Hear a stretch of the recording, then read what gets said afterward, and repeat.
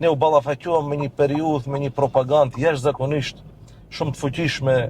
të VMRO të PMN se BDI-ja është e kriminalizuar, është që absolutisht nuk rezulton ashtu.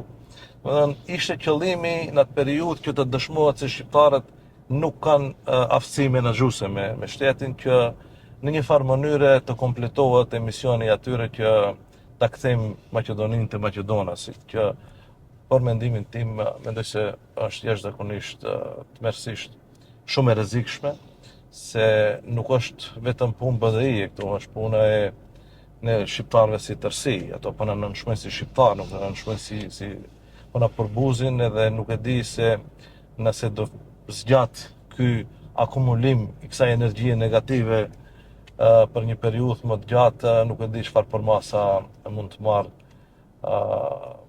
kjo i hidhërimi që do ndodhte te shqiptarët.